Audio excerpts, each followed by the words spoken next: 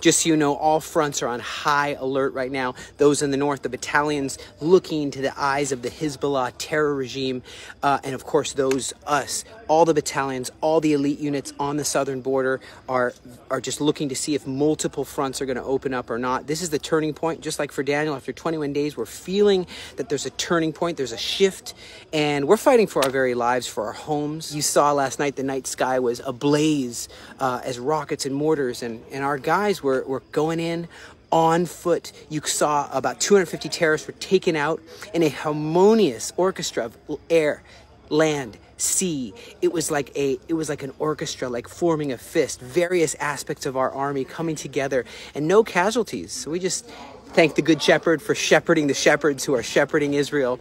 And, you know, these cruel, diabolical murderers, they were so brazen when it came to killing babies, cutting off the heads of babies, kidnapping grandmothers, raping and murdering unarmed civilians.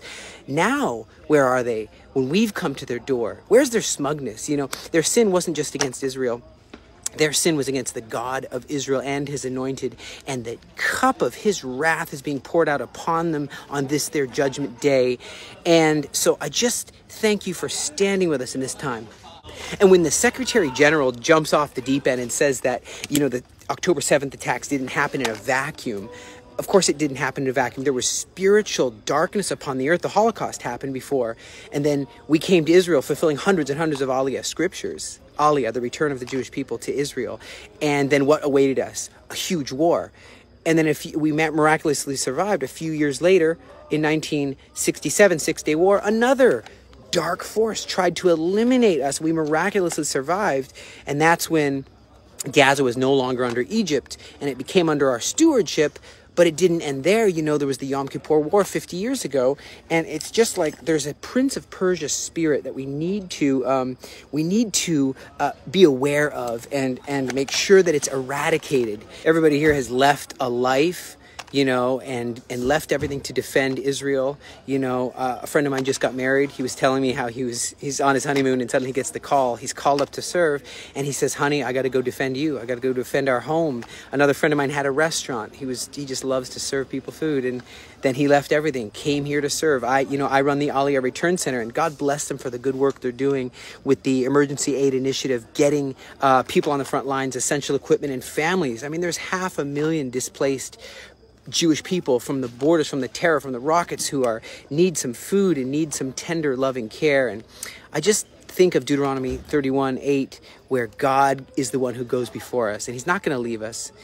We don't have to be dismayed. He appoints the sun to shine. He appoints the moon and the stars to shine. And he says, only if these decrees vanish from my sight, then Israel will cease being a nation before me. As I wrap this up, I always like to give a little encouragement, like Genesis 14, verse 14 through 16. Abraham had to rescue hostages too. It was his cousin Lot. You remember that? And so he gets all the trained men together after Lot is kidnapped. You remember that? And he goes all the way to Damascus to rescue. And in verse 16, we see that he also rescued his relative and all his possessions, and also the women and all the other people. So he was able to retrieve the hostages. And I hold on to this, and that's Abraham. So I hold on to this encouragement, how the angel of the Lord will go ahead of us and he'll fight for us, just like with the story of Jehoshaphat. There's a mystery even in that Daniel. I can't shake that there's something deeper going on. Daniel 10, verse 12 through 14, he's praying against the spirit of the Prince of Persia. And then the angel says, Daniel, the first day that you set your heart to understand and to humble yourself before the Lord, your words were heard, and I've come because of your words. But the prince of the kingdom of Persia withstood me 21 days. And then, of course, Michael, one of the chief princes, came to help me, and I had been left alone with the kings of Persia. And now I have come to make you understand that what will happen to your people in the latter days, for the vision refers to many days yet to come. Could it be that that's happening now, that we're dealing with this Prince of Persia right now? And if you don't believe me with that, think about what they're doing to the tomb of Esther and Mordecai. For years, Iran has been trying to destroy it, messing with the tomb of Esther, and they're burning flags right now at the tomb of Esther and Mordecai. If that's not a sign, I don't know what is, but it shows me that prayer, fasting, and standing in the gap will see a full and complete end of these terrorists and a restoration of peace and security. Thank you for keeping my safety and all my friends' safety in your prayer.